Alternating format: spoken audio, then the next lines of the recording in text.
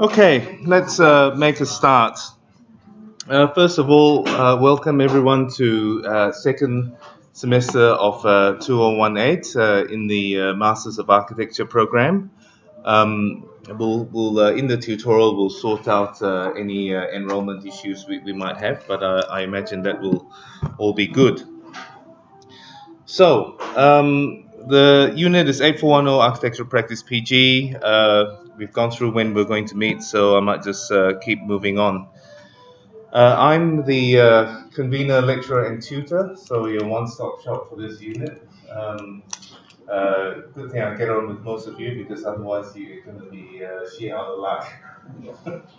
Now, well, I would say all of you. I get on with all of you.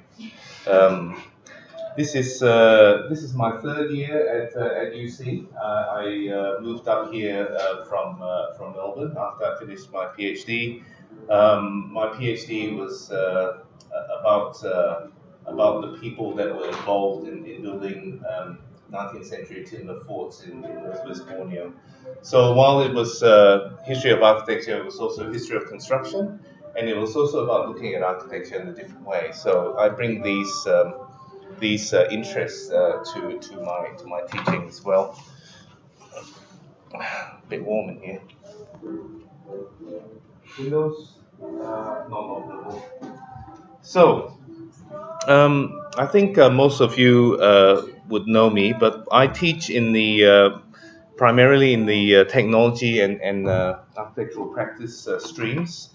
But I also teach a second-year design studio, and I help Michael Jasper with the history theory unit that quite a few of you did last semester, and I try to help with a few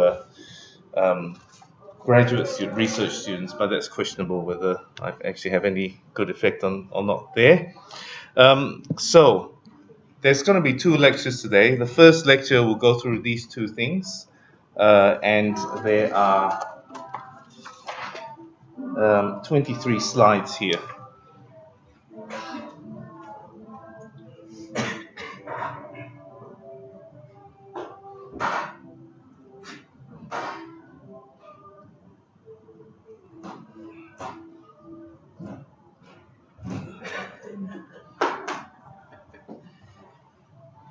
Okay, so really what I'll do is two parts to the first lecture. First to go through the schedule and the assessment, and then the second one will be to introduce you to the topic of this unit.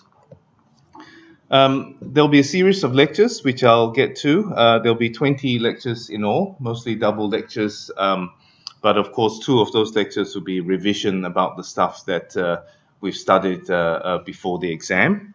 The main lectures, the non-revision lectures, are divided into 2 themes. One would be about practice, and the other one would be about projects. So in practice, I mean the things that architects need to deal with in their practice, whereas projects are really how architects might engage with architectural projects. I'll do many of the lectures, but one of the features of this unit is that we get a lot of guest lecturers in from practice and also from elsewhere in the faculty to talk about bits and pieces, or well, to talk about their expertise. So this is the list of lectures that we have there. So you see something like architects in registration would be about practice, and then and things like multidisciplinary practices as well. But things like the role of architects consultants in construction projects will obviously be about project. Okay, so the aim here is really to take what you guys would have learned in the bachelor's program, but to look at it in much more depth. Okay, so essentially it's the same thing, but it acts as a refresher for starters, and then you're expected to know a lot more from it as well. So I'll leave you to have a look at this list. I'll post these slides on the canvas so you can have a closer look in your own time. The main references for this unit are the Institute of Architects practice notes, otherwise known as Acumen, which you can access through the UC library. We have a subscription to that, but it might well even be freely accessible now. They've just reorganized the Acumen site, the Institute of Architects, so it now works much better. In its previous iteration, it was really kind of confusing to deal with. Because it was then built on a series of PDFs that came off a CD-ROM, and before then it was a folder of A4 pages. So the folder was quite easy to deal with because you looked at the table of contents and everything was well organized. The first iteration of the website was kind of a bit more difficult to navigate, and the second one seems to be a lot better now. So that will really be your primary reference in terms of the practice of architecture. And I will also load up other material on Canvas that will be relevant to what we're looking at in this unit. So it's quite an easy and straightforward, almost conventional unit, this one. Basically, pick up as much you can from the lectures, cross-reference it against the references listed, make your notes so you're on top of where everything is. You don't need to know everything, you just need to know how to find it. Do the one group assignment and then the two exams. Okay, one exam in the middle of the year and the second exam in the middle of the semester, and the second exam at the end of the semester. So really that's it. The exam itself will be an open book exam, and it will be an online exam which you have to do from uni. Okay, so I'm going to go and try and get a lab so that we can all do it at the same time. Okay, so that is one of the rules. So it's open book, and you can use any resource you want, but you can't collaborate on the exam. Okay, that's basically the rule. Now, straight into the introduction to architectural practice.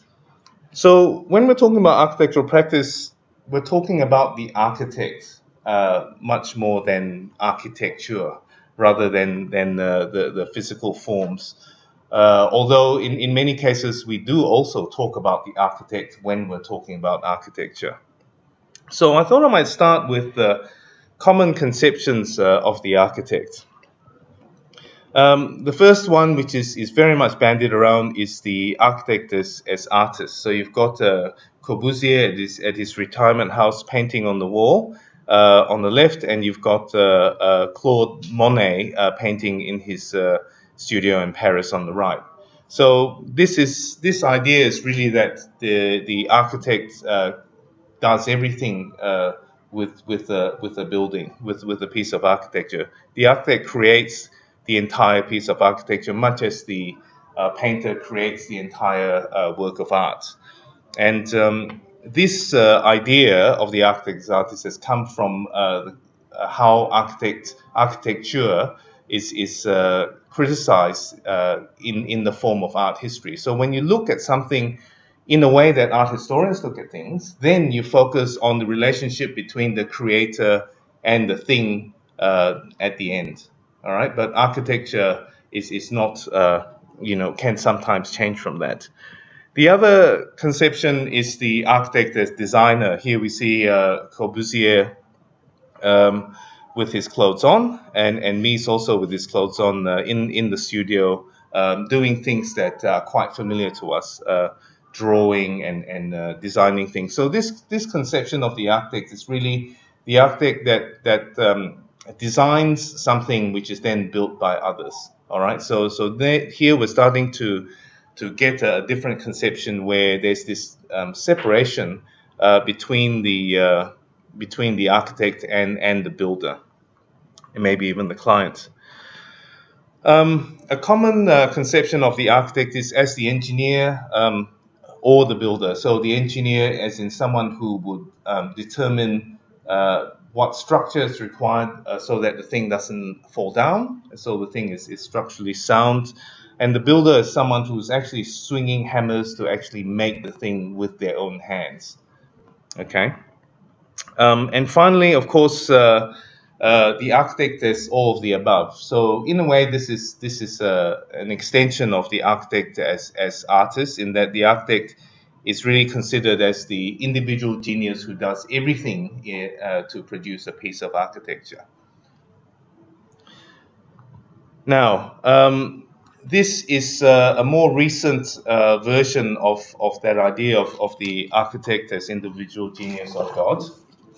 And I suppose one of the reasons why we think about architects in this way is because of the complexity of architecture, the complexity of architectural history, and really the need to reduce everything, to abbreviate everything, so that we can actually get through the information we need to get through. So not only are we abbreviating the names, the office of Le Corbusier and Pierre Jeanneret becomes Corb, but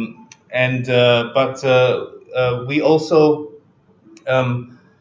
never, because we're focusing on architectural concepts, we never or seldom talk about the clients and the builders, the people who work for those offices. It's just Corb or Rem or Zaha. And so this is one of the things that is a necessary evil in learning about architecture, in design, and in history, that becomes a bad habit, if you like. So for me, what we need to do is really to remember that architecture is something that is produced by a whole army of people. Okay, but I'll get on to that. What's ironic about Zaha and Rem, well, especially Rem, is that Koolhaas himself has really tried to dispel the myth of the architect as individual genius, and he himself has been working in terms of architectural practice to try and broaden the conception of architecture. Yeah, so he doesn't believe that architecture is a separate discipline. He believes that architecture is something that is created by a whole stack of different parties.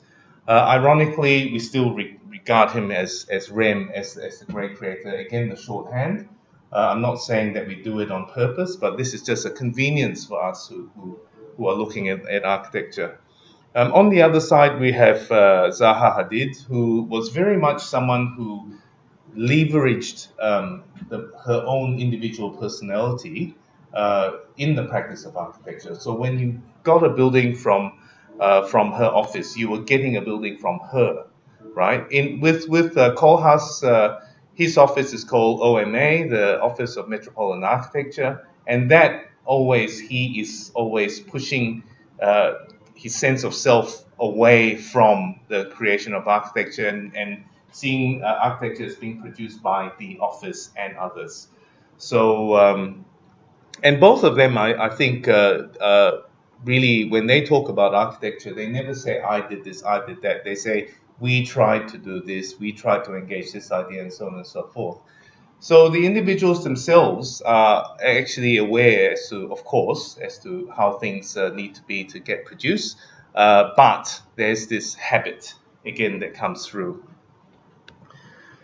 So just to put it in context, I got this stuff off their individual websites. So Zaha Hadid's office has people in 44 countries, 400 staff, 2 partners, which would be, at that time, Zaha Hadid and Patrick Schumacher, 5 directors, 4 management people, 12 associate directors, 15 senior associates, 40 associates, 70 lead architects, and 2 interiors and product people. So they don't even talk about anyone below a lead architect. So we're talking about basically, hundreds of people, 400 plus people here.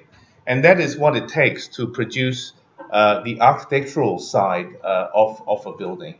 Yeah, that's not even starting with the consultants or the builders.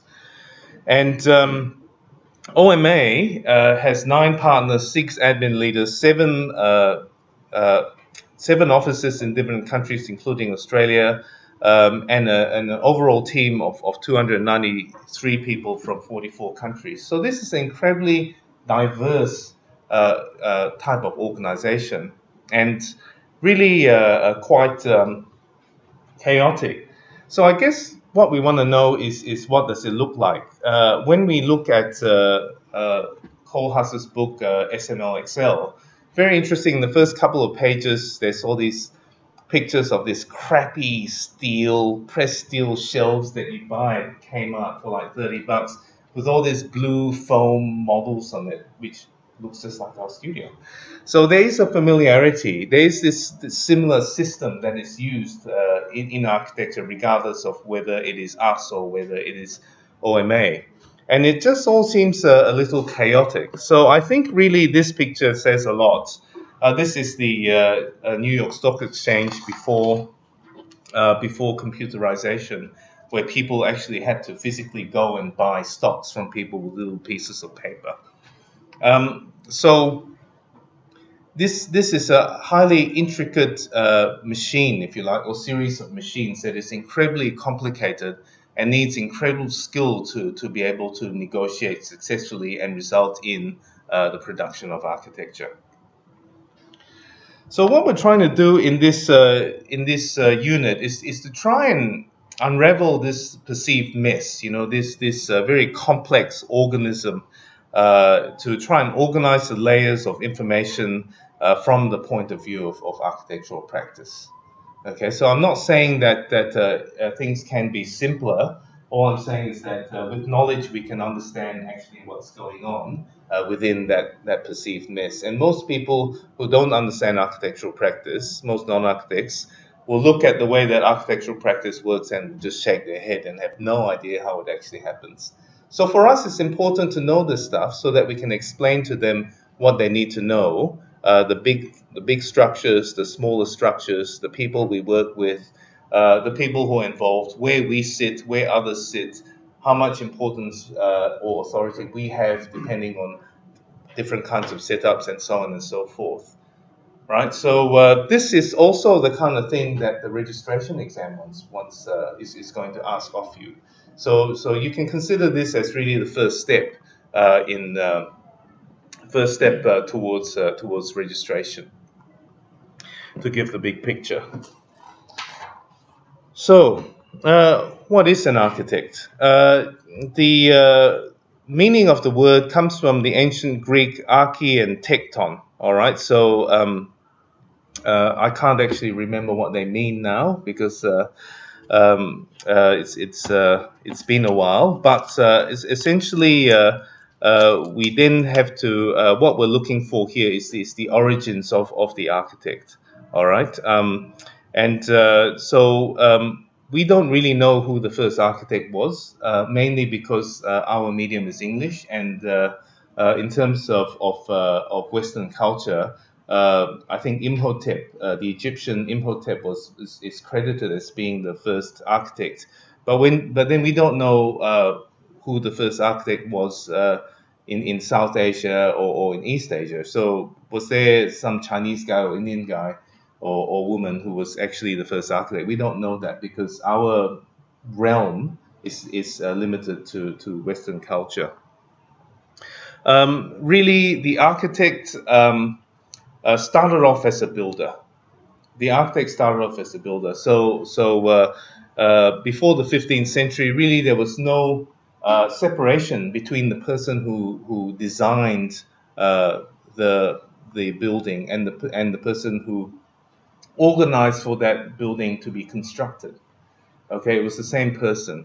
So architects could be used synonymously with the term builder, and it didn't mean that again that the builders themselves, the master builders themselves, built the building single-handedly. They were the people who were organizing the construction, so they were construction managers. Yeah, I think it's safe to say that on the small scale, the builders was very vernacular in that people just did things themselves. But when we get bigger things like a lot of those Greek and Roman institutions and later things like Gothic cathedrals and what have you, basically there needed to be a lot of people involved. So the builder there is also the architect, and um, and sometimes also the client. So really, from that point there, you then start to have people who were only interested in designing the buildings. Okay, so they were what you would call amateur architects, in the sense that they were doing it because they wanted to do it, because they wanted to get the buildings up, rather than professional architects who were doing it for clients. Um, we look at the term, the ideas of pedigreed and non-pedigreed architects, and this idea is basically one where in the 1960s, where architectural education was being more formalized, the architectural governance bodies, if you like, were trying to push the fact that real architects went to architecture schools and got degrees and what have you, and people who didn't have architectural degrees were not real architects. And we can see this in the way that architectural legislation works today, in the sense that architecture is a controlled word, but we'll get into that in the second lecture. So if we go and look for the first architect, as in someone who is known to have only designed and not built, it's usually credited to Leon Battista Alberti, who was born in 1404 and died in 1472. Okay, so he is in Western culture is the person who is credited with making that break, and from that point on, it grew to where we are now. He was an amateur. He was he came from a rich family essentially. He was of independent means, and he didn't need to work. He just did it because he was interested in it. But as we moved through the centuries, what we tend to find is that people who were good at it started to be professional, meaning that they started to do it for other people. So by the time we get to the 17th century, the 18th century, with people like John Stone and John Nash, and also Benjamin Latrobe in the US, we're starting to see people who are actively setting up organizations, professional organizations, to do work for clients, right? And within that system, it followed really the apprentice system that builders used. So if you wanted to be an architect, you went and worked for someone who was known to be an architect, and you learned how to do it to the point where you could do it yourself, after which time you might actually go and be an architect by yourself. So there was no architecture school. Yeah, the first architecture school was probably the Beaux-Arts school in Paris, because they were actually an independent institution that was teaching people how to build things according to certain principles, certain design or artistic principles.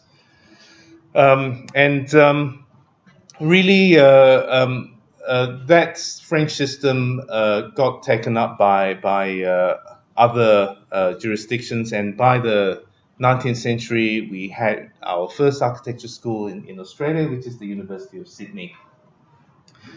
And in the 20th century, that's really about a story about these organized education institutions for architects imposing their authority, I suppose, in terms of who could then be called an architect. And really what we see today in terms of architectural education is I suppose the continuation of a system that was first set up by the Beaux-Arts, and then developed by others such as the Bauhaus and what have you.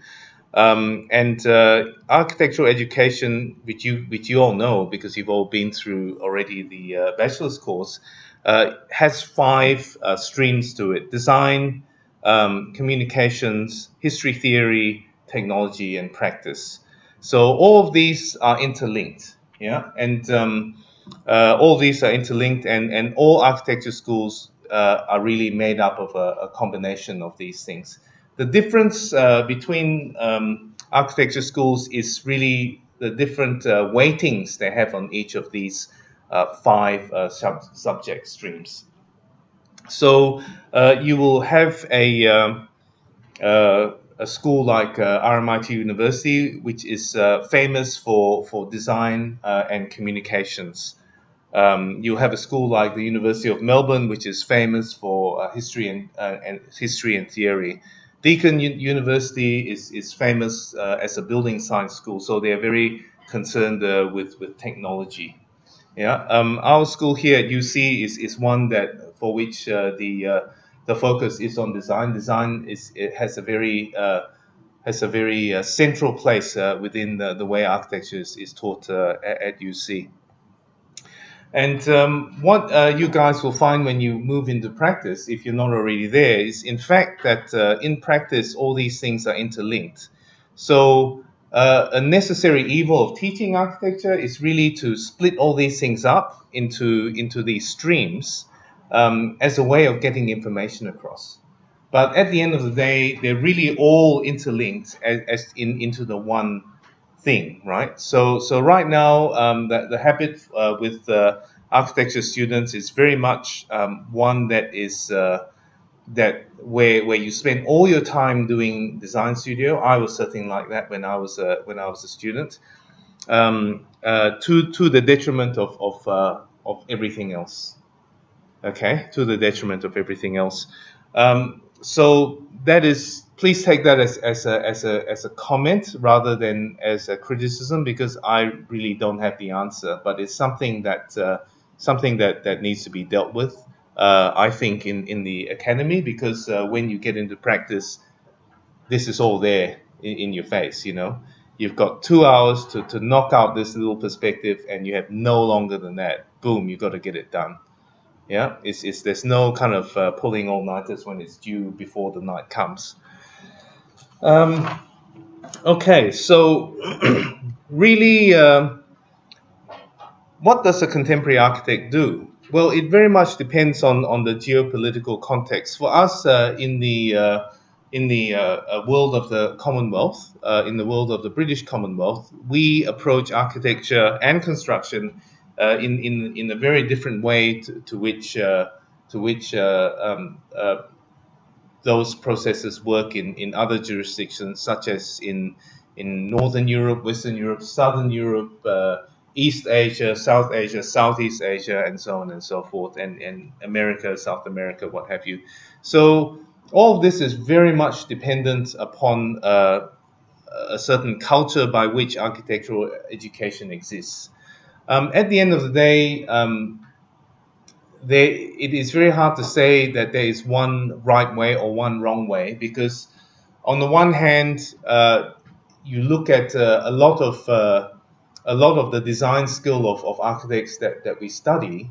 They were not formally trained. They did not go to architecture school. They worked for builders, they worked for architects, and they developed their own ideas. Corbusier was one of them, for example. So there's no guarantee that going to a famous design school is going to make you a good architect.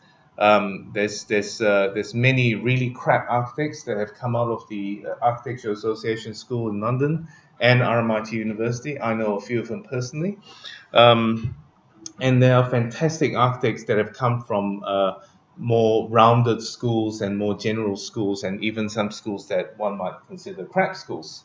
So really it's up to the individual. And the debate here then is that with architectural education, what you should actually focus on. Anyway, that is a debate that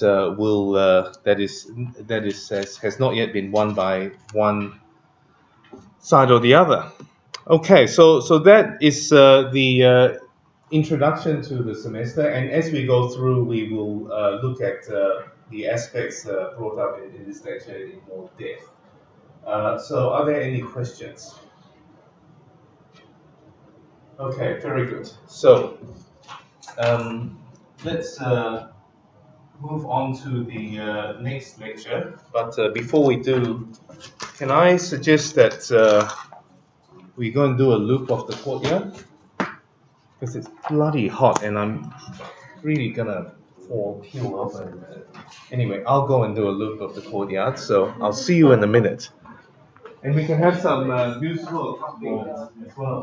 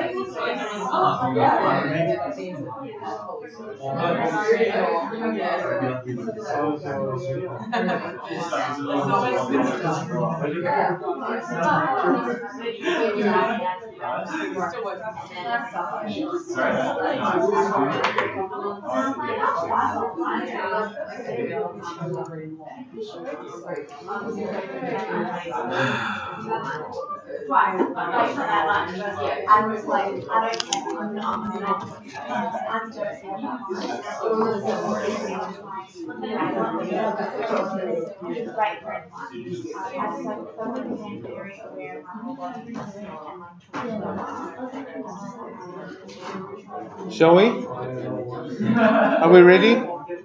You guys seem remarkably comfortable, whereas I'm kind of feeling a bit faint. It's very hot.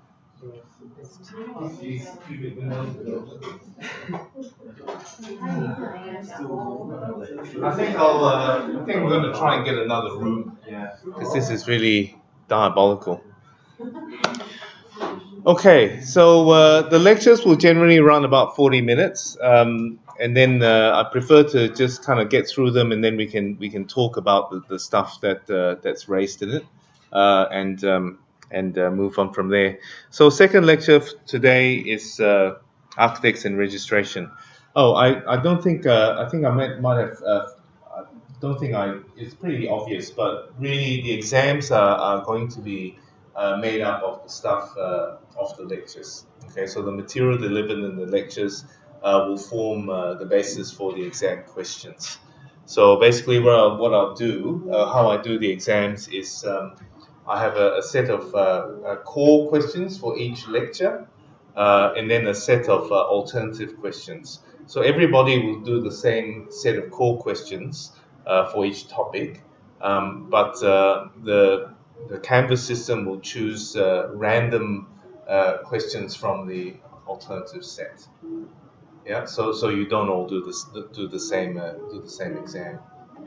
But open book exam, have all your material organized well, and you'll be fine as have others. Some changes from last year's exam. Last year was also an online exam, but we live and learn, and you find out things that you should have done, which you didn't think of when you're writing the exam. Nowadays, what I do is I write the questions, and then I try and answer it as concisely as possible in proper English, and then I count the number of words in that answer, and I triple it. And that then becomes the word limit on the answer. I didn't do that last year, so people were putting in sort of, 2,000 words, and if in there was the one sentence that I needed for the answer, then I had to give them the bloody 2 points, despite the fact that they just copied and pasted like a whole practice note into it.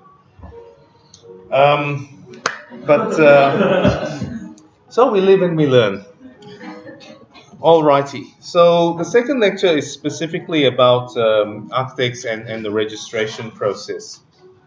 So we'll go through what is required in terms of registration, and then I'll introduce you to the group assignments. And I think and then after that, I'll form you all into groups and go through the paperwork of the assignment and so on and so forth, and we can start. Now, just to tell you how architecture education has developed over the years. In many ways, it hasn't developed at all because we're still teaching the same kinds of things that were being taught when I was a student in the 1980s.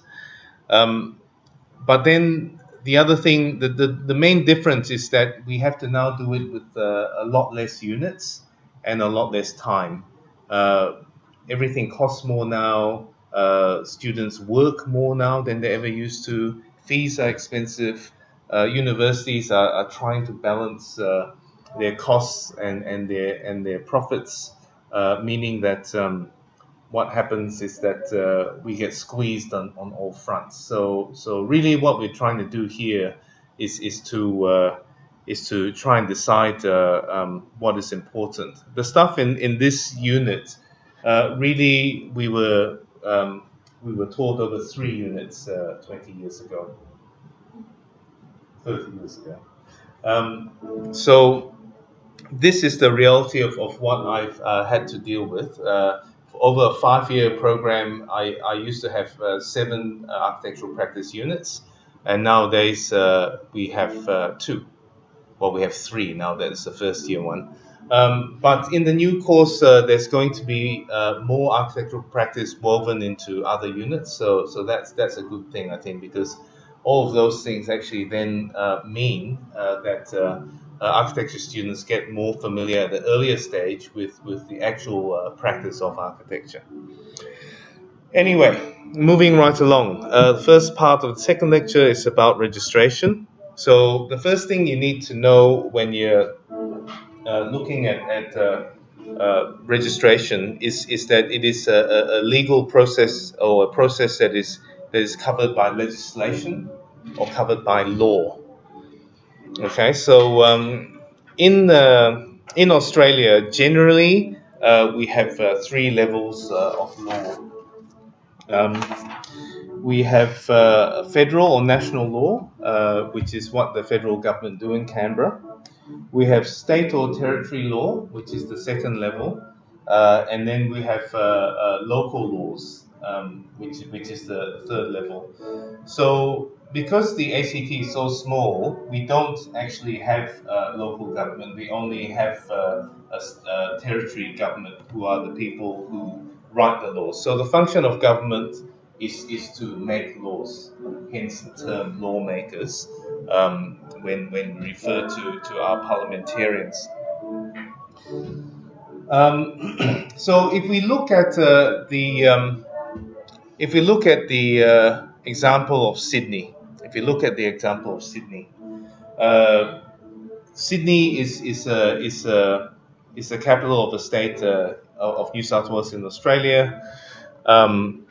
Sydney has to conform to national law. It's good to know where the weight is so that the door actually shuts easily. Sydney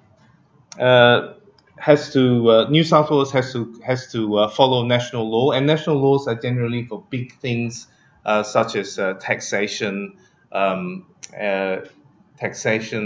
What else do they do apart from tax? International relations, immigration, So all the big ticket sort of laws are what they did decide at our Parliament House up in the middle of the state circle there, and everyone in the country follows that.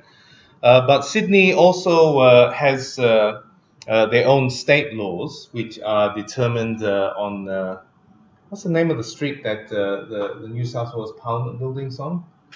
Up on the edge there. Anyway, the New South Wales Parliament determines laws governing state matters. So education and health are state matters, although the funding often comes from the government, and the states and territories may make their own taxes as well. So things like stamp duty, payroll tax, animal husbandry taxes, and so on and so forth. May be levied by the state and territory, or there may be other laws that are drawn up by the state or territory. These are subsidiary to the national laws.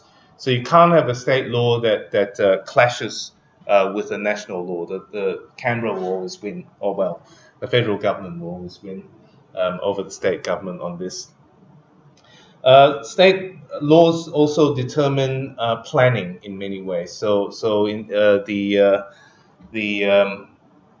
planning schemes of each area are actually determined by the state in consultation with local governments. Although this is changing as well. State and territory governments are important for us as architects because it is with state and territory laws that the architects are governed. So things like the Architects Act are actually governed by state and territory law, not by federal law, although there's a few quirks which I'll go into in a tick. And then at the bottom of that is local laws. So these are laws determined by council. So if you're going to look at the building in Sydney, we'll look at Sydney Town Hall. They deal with things like car parking, with rubbish collection, and nuisance rules, and so on and so forth. So you can see that there's 3 levels of law there. So architects are kind of affected mostly by state and territory laws.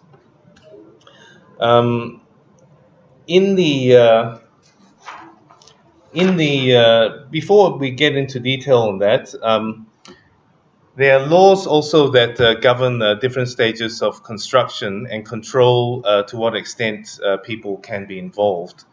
So in many cases, one needs to be a trained person to design and prepare drawings for development approval, as it's known in ACT and New South Wales, or planning approval, as it's known in Victoria.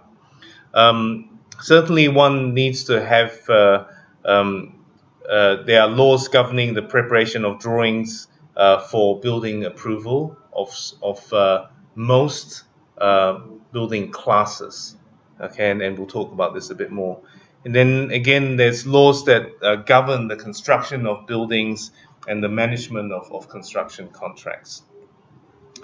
So this is a reality for us that we actually controlled by all these different kinds of laws in our lives. So what happens then is that the freedom that we have in the design process has to be tempered by the restriction of the laws of the land.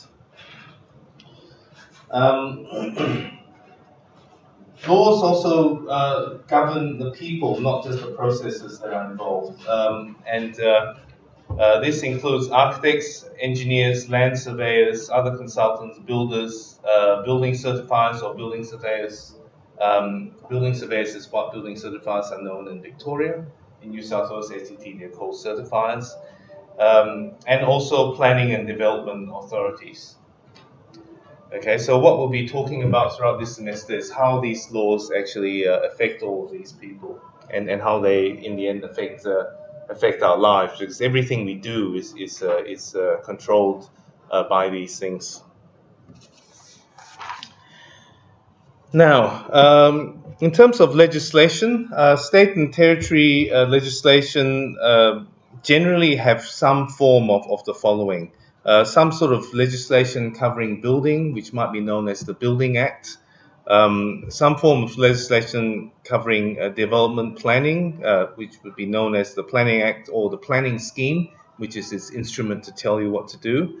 The Architects Act, the Engineers Act, the Building Certifiers Act, and so on and so forth.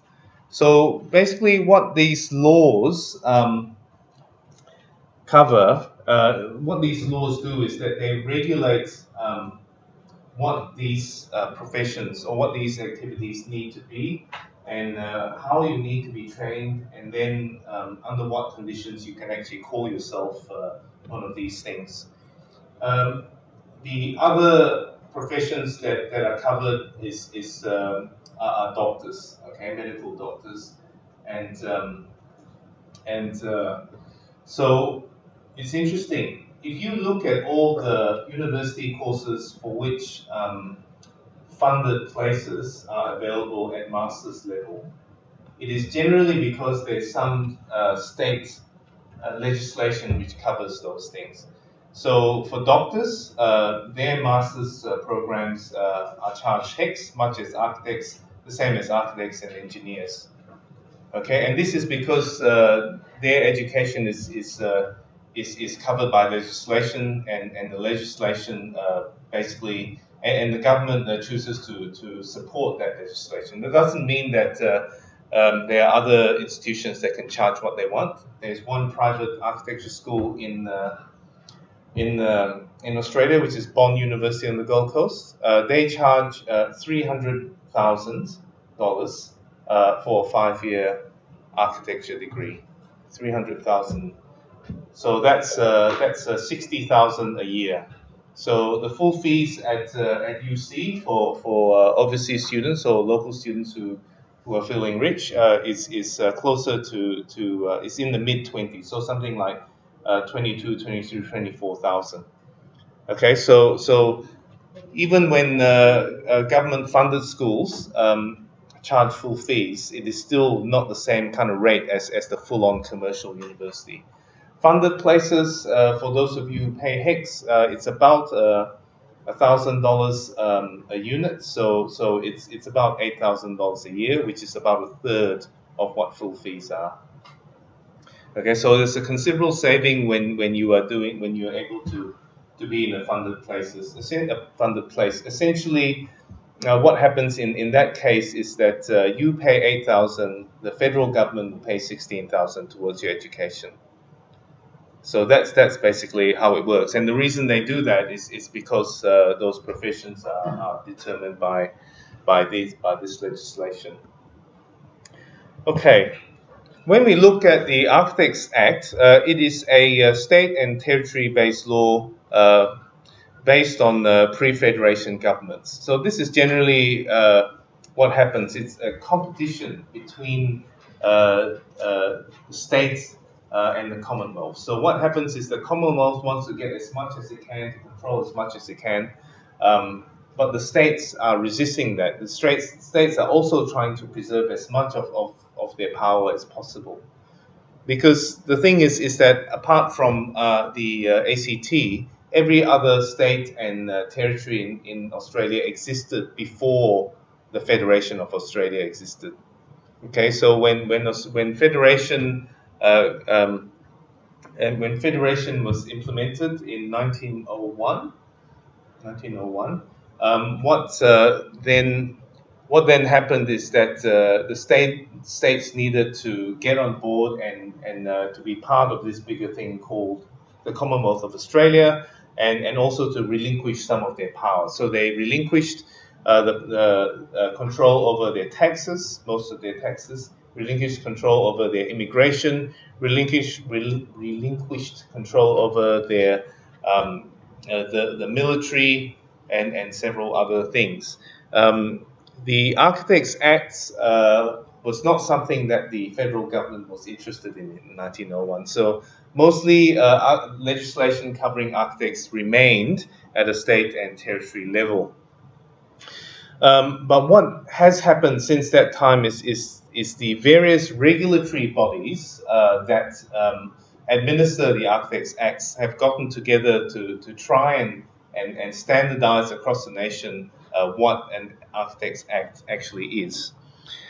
So one of the things that they all have in common is that the Architects Acts allow for two related bodies. One is the Registration Board, which is the state body that administers the Act, and the second is the professional body who represents architects. So in this case, the Australian Institute of Architects local chapters. Okay, so right now in Victoria, it would be the Victorian chapter of the Australian Institute of Architects, previously known as the Victorian chapter of the Royal Institute of Royal Australian Institute of Architects, previously known as the Royal Victorian Institute of Architects. So what this means is that the law requires these two balancing bodies, one to represent the architects and the other one to represent the law. And these two bodies interact to make architects, if you like. So the Architects Acts outline the requirements for who can use the term architect. So it is a regulated term. What it means is that not anybody can call themselves an architect. To call themselves an architect, they need to go through the five points that you see here. Firstly, you need to undergo education that is accredited by the registration board or its nominee. So you might know that this year we're going through an accreditation procedure, which means that we get a visiting panel that come in and review all the work, well, not all the work, they review the work that has come out of our architecture school, including the unit outlines and all the requirements and so on and so forth, to make sure that it conforms with the requirements of the Act. Okay, so it's not just any education, it needs to be education at an institution accredited by the Architects Board. So once you've completed your your education at this accredited institution, you end up with a Masters of Architecture or an equivalent 5-year degree. Okay, now at that stage, you're only at the end of stage 1. So you still need stages 2, 3, and 4. So what you then need to do is you need to go and get a certain amount of hours of work experience under your belt under a registered architect. So you can't just go and do the work of an architect without being an architect. You actually need to work under someone who has already been through the process and is recognized as such by being registered. The third thing you need to do is you then need to undergo an examination process in order to prove to the examiners or prove to the delegates of the Act or the registration board that you've actually gained the experience and you actually know what you're talking about. This is mostly about the operation of standard contracts that are used in industry, standard building contracts.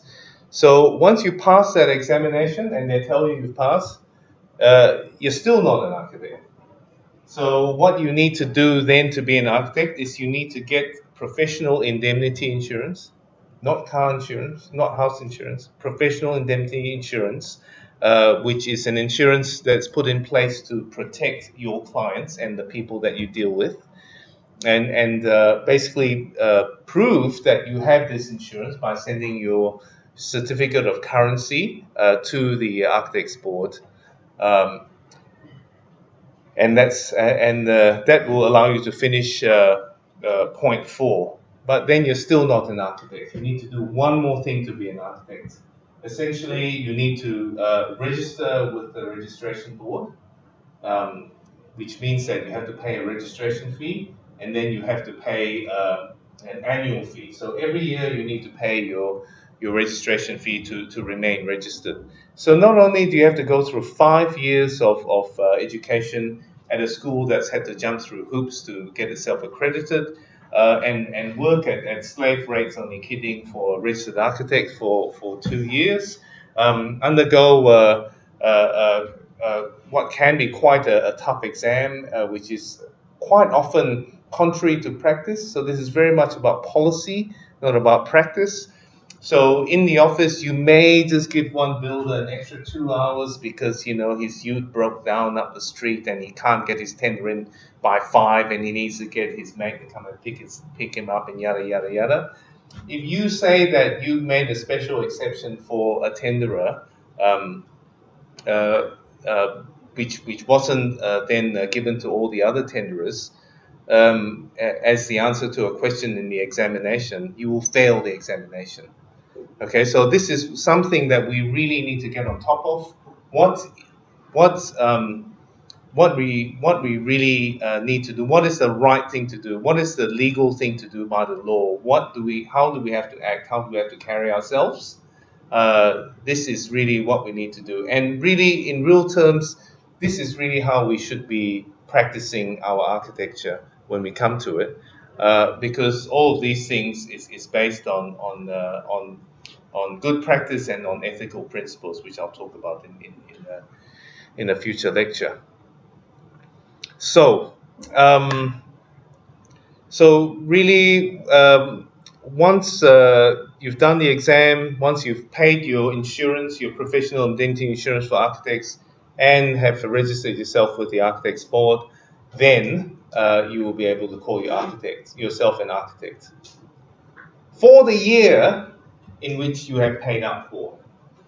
Okay, so if you come to a year where you decide you're not going to pay your registration fee, it will go for a few months, but eventually you will lose your registration, and you will no longer be able to call yourself an architect. Okay, so when I ask you the question about this, which I will, you need to tell me all of these things. So it's not enough just to talk about the one-word answers that you see on this, because you may be going through your notes and saying, okay, he's asked this question, what do we need to do to become an architect? Here's the 5 things. Write the 5 things down. That's not enough, right? So these, what you see on the screen here is something that is prompting me to talk about what you actually need. I've told you what you actually need, and I can also tell you where you can go and find it, and then that's the actual answer that we need. You need to be incredibly specific with these matters. Okay. The registration board, I might go back to this for a tick. The registration board is the body that organizes as to what people need to do to call themselves architects. The registration boards of all of Australia's states and territories have gotten together and formed an NGO called the Architects Accreditation Council of Australia, the AACA. Architects Accreditation Council of Australia, AACA. Generally, when I say things twice, either it's because I'm not sure whether I said it right or I'm going to put in the exam. What then happens is that each of the state and territory registration boards have delegated the responsibility of registering architects to this NGO. Okay, so it is the AACA that has standardized the architectural registration process. So everybody does the same exam according to the same rules. And of course, it then also has brought in certain things that don't necessarily exist in state and territory Architects Act. For example, codes of conduct don't always appear in the Architects Act. So the AACA has devised one for architects. Now, quite often, the people who are involved in regulatory bodies such as the AACA are also the same people that are involved in the professional body, meaning the Australian Institute of Architects. So the role of the professional body is really to represent practicing architects in terms of the originally the creation of the act, but also its development. So in a way, the Australian Institute of Architects is a body that will lobby the government to develop the Architects Act in certain ways, or to stop or to stop changes being made to the Architects Act. So in recent times, the Competition Commission has been looking at all industries, and they've decided that architects are kind of anti-competitive. So it is the AIA that has put forward the case for architects to maintain their current structures because they are competitive in other ways. Okay, and these kinds of things do work differently in different jurisdictions. For example, in Malaysia, there is a standard scale of fees under the Architects Act that everybody has to charge, although the practice is that people just give discounts on the fees because they want to get the job. So in Australia, that's considered anti-competitive, and that practice note as to how to determine fees has been removed from the from Acumen or the practice notes. Luckily, I still have a copy that you will need for your assignment, because you'll need to figure out how to set up fees to charge your clients for the group assignment. Quite often, the board or the AACA will look towards the Institute of Architects to help them with things such as the accreditation of architecture programs. So when the visiting panel comes in October, they will be made up of registered architects who are more likely than not also going to be members of the Institute. So in terms of numbers, what you can see is that these regulatory bodies, such as the registration boards of the states and territories and the AACA, are relatively small bodies. All right, they're relatively small organizations run on a shoestring. In contrast to the Institute of Architects, which are generally bodies with large membership, because the members want to support the body that actually represents them in terms of the Act. So a interesting quirk. You notice when we went through the 5 points of how of what you need to do to be able to call yourself an architect. One does not need to be a member of the Australian Institute of Architects to call oneself an architect. Okay, so the role of so the acts, the acts say that we must have a professional body to represent architects.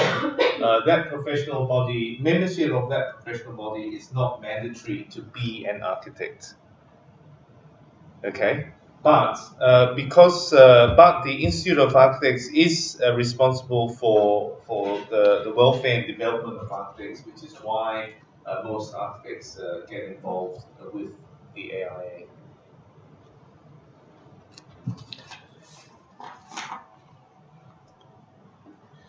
So I think I've already said this, but structural engineers, surveyors, building certifiers, builders, plumbers, and electricians are also covered by state and territory regulations. So these are basically people who do important things, which with probably more. Let me say it the other way. These are people who, if they don't do the right thing, may have dire consequences for architecture and construction. So if you have a structural engineer that is a bit too adventurous, or is not doing their job according to what their particular act says. The building may fall down, people may die, people will lose money, etc., etc., etc.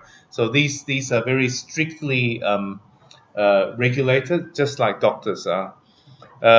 Surveyors, these are land surveyors. They are also regulated because again, you can't have land surveyors going out to survey land to the advantage of certain people. All these they need to be done properly according to set rules and guidelines in order to protect the public, essentially to protect the public. So in the past, what used to happen is that the work of structural surveyors, structural engineers, and land surveyors used to be checked by checking engineers and checking land surveyors. But what happens nowadays is that, especially with engineers, they have to check their own work. So they have to certify their own work that is right, that their own work is right. So in other words, they don't need anyone else to check it. But this is not a bad idea because they basically have to be responsible for it. Yeah, and they have to sign their life away to say that they are responsible for it. Um, Building certifiers used to be a part of the state, but has since been privatized, and we'll talk more about that in a different lecture.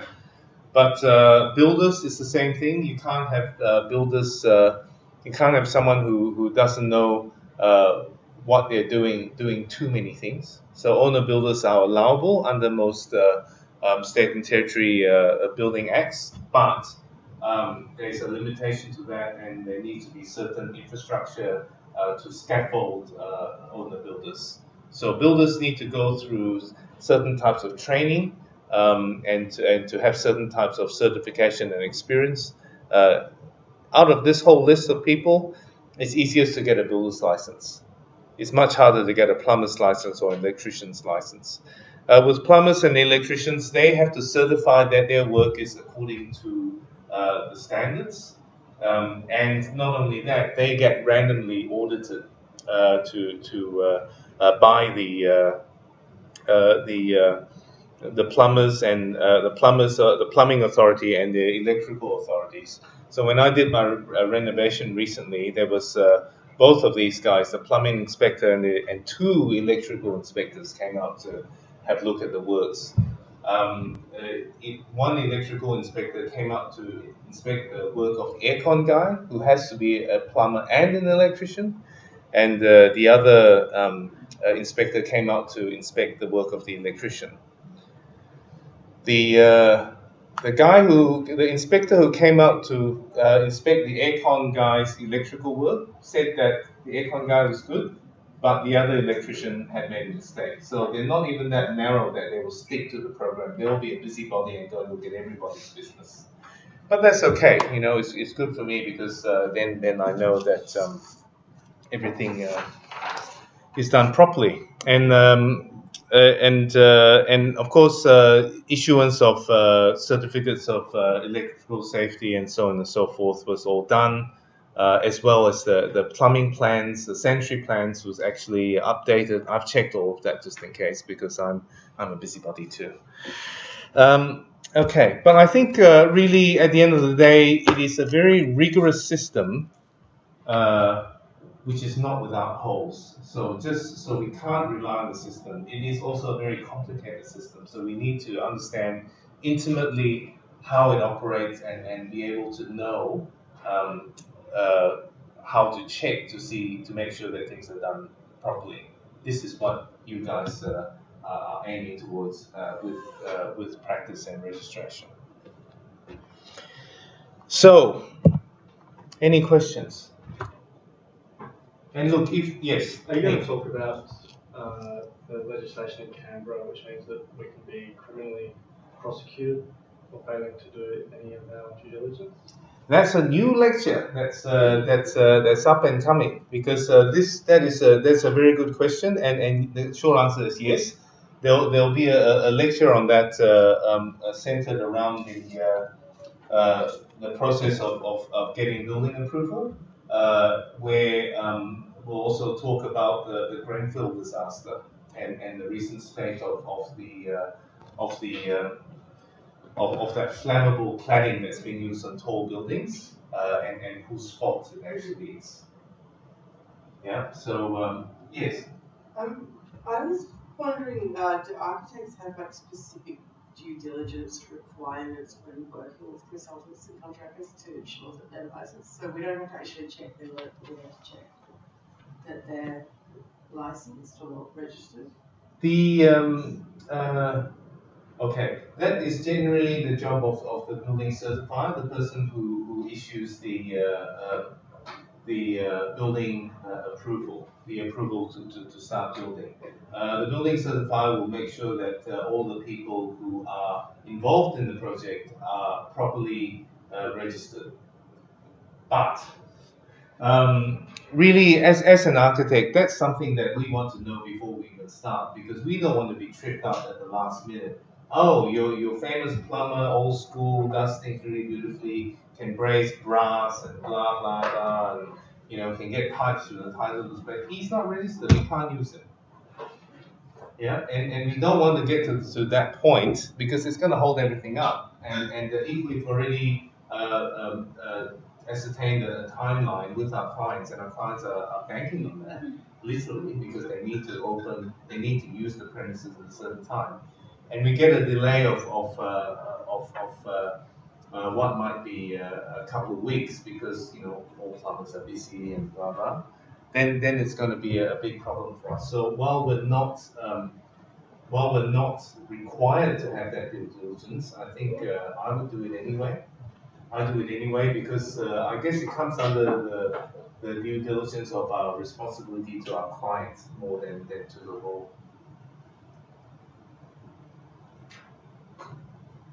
Any other questions? Aren't you guys all just hot and bothered? It's just me. Yeah. Okay, so let me now introduce you to the group assignments. The group assignment starts today and is due in week 8. The group assignment, the history of it basically is that when the first time I taught this, I just taught the unit that was existing in here, and what that was to make groups of 4 people, and really to get each of those groups to give a lecture on one of the 18 topics that I've got listed in my lecture list, right? So the problem with that is that the idea there was to get students to actually learn by doing, and for other students also to learn by the students by the research of their classmates. The problem was that the first couple were a bit patchy and a bit wrong, which meant that I couldn't use it. I had to basically give that whole paper again, that whole lecture again, because I need to examine the students on the basis of these class presentations, right? So that then resulted in me working very closely with each group and actually make sure that they had all the right information, which basically meant I may as well give them the lectures anyway myself. So last year we changed the system so that the assignment is related to the lectures, but that the material in the lectures will be examined. Okay, so I give the lectures, I know it's right, and I would write the exam on the basis of those things. So I don't need to worry about you guys getting the wrong information. So what does this mean for the group assignment? Well, last year we ran this assignment for the first time, and this year I've tweaked it a bit to take out the bits that weren't so successful. One bit in particular, the bit about corporate profile, and in which case everybody spent bucket loads of time designing business cards and letterheads, so there'll be no design of business cards or letterheads. But we will do all the other things. So basically what the idea here is for each group to prepare a business plan for an architectural practice when you graduate in a city of your choice. So you might ask yourself, but you just said we have to do 5 things, and after 5 years we've only done the first thing. So how the hell are we going to open an architectural practice? That is a good question, and this is what you guys need to find out, right? So there's a group of you. You're going to have a open a firm. Okay, so we got ICI in the back there. ICI architects in the back there. So basically, you can't use the term architects first. But what it might be is that one of you might go and work for an architect to get registered, and then the other 2 might do other things for which you don't need to be registered, and slowly build it up from there. Or is it a case that you hire a registered architect or you bring a registered architect on board into your partnership, so that they can then you can then work under that architect, and then who will then be able to register you, and so on and so forth. So this is not only about this is not really about an architecture firm. This is about how you get to become an architecture firm. Okay, because this requires a lot of information about. It's based on what the costs of a city are. So it's important that you know the city that you want to establish your practice in. Okay, so that's the kind of basic idea, and you need to come up with a strategy as to how you're going to achieve this. Okay. Yes. Are the groups meant to choose different cities, or no? They can. Yeah. Maybe more. I mean, cities are big places, you know. Like last year, we had people who started off their practices in one person's garage. You know, in the corner of a parent's shop or office. So it became very local, you know. The parents, the father was an accountant who was winding down his business and was happy for them to use the space for free for 2 years while he was selling his business, and his office happened to be in Kingston. So it's Kingston, right? Or your garage may be in Cress, or there may be, you may have a relative who has a shop in Deakin, and there's a spare room upstairs. You know, all these kinds of things get very, very particular that really draw on your sort of expanded networks. It's got to be mostly it's got to be realistic. Yeah, so it can't just be something like, oh, we win Pets Lotto and we have $5 million to go and, you know, practice architecture as a hobby, or $50 million you probably need, but never mind. Okay, so are there any questions of this first part? If not, then what I'll do is I'll get you guys to pick up the handout, and then we can move to the next part. No questions? Okay, so let me turn off this recording. Hopefully it records. Stop.